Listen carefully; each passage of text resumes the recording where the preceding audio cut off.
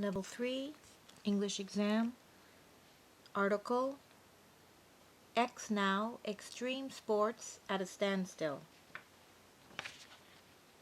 Me.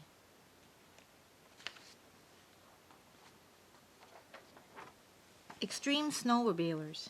Never say die. It could have been a whole lot worse. As it was, in the aftermath of a killer avalanche, Saturday on Boulder Mountain near Revelstoke, BC, the hill was littered with twisted machinery and dazed people suffering everything from broken bones to mild shock. And two 33-year-old Alberta men, Curtis Reynolds and Shay Snortland, were dead. It could have been a lot worse, but fortunately for the families and friends of those who might have been lost, it wasn't. Only 2 men died, and only 2 families will have to live with their loss. That, at least, seems to be the position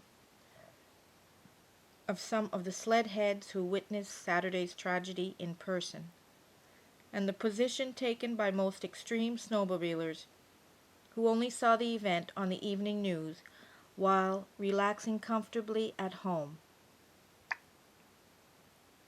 Greg Munt, 34, saw the huge wall of snow race down the bowl from a safe distance. Still, I'm not going to quit riding because of it, or slow down, he says. Tearing up a steep, snow-covered hill at breakneck speed with powerful sled between your legs is a risky business at best. But for many enthusiasts, it is a risk they are willing to accept. Backcountry snowmobiler Darren Dove, 28, of Biggar, Saskatchewan, recently spent a weekend in the area around Boulder Mountain, near the site of the slide. You're climbing up a mountain on a snowmobile that has 40 feet of snow on it. You've got to know avalanches can happen, he says. I mean, if you don't want to put yourself into that situation, don't do the sport, plain and simple. The 3 daredevils who began competing to see which of them could race highest up the mountain had to have been aware that an avalanche warning was in effect. The game known as high marking was part of an unsanctioned event called the Big Iron Shootout.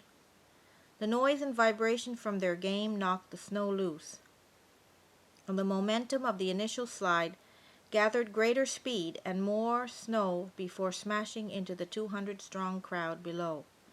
Reynolds' wife Shannon said Curtis was enjoying a guy's weekend away and had only gone snowmobiling once before, a year earlier at the same event. He was a mere spectator, caught in the wrong place at the wrong time.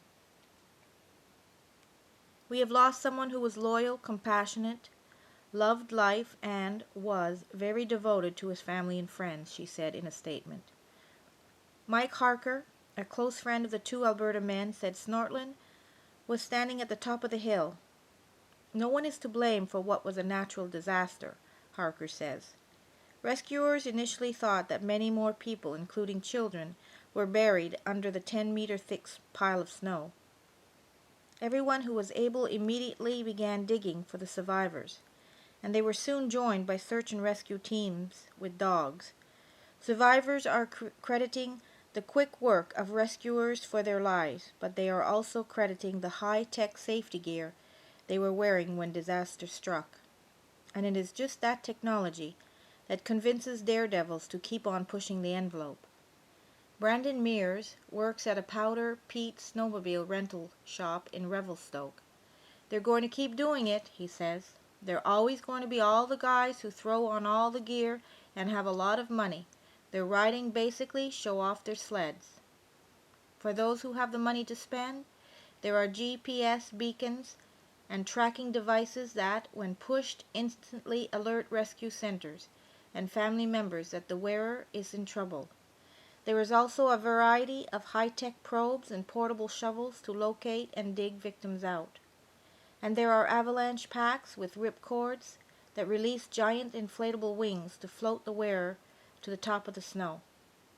Somebody in Alberta or BC that's never really ridden the trails, they can fork over money, pull it out of the box, and someone with fairly little experience is able to get much higher up, says Carl Klassen, at the Canadian Avalanche Center based in Revelstoke. The problem, Klassen says, is that some members of the snowmobiling community resist becoming educated about the risks. One man was caught in an avalanche while eating his lunch and was knocked unconscious. He says he is lucky to be alive, but that doesn't mean he will quit the sport. It's just one of them things when you're extreme riders, said George Hall from Montana. It happens to all of us.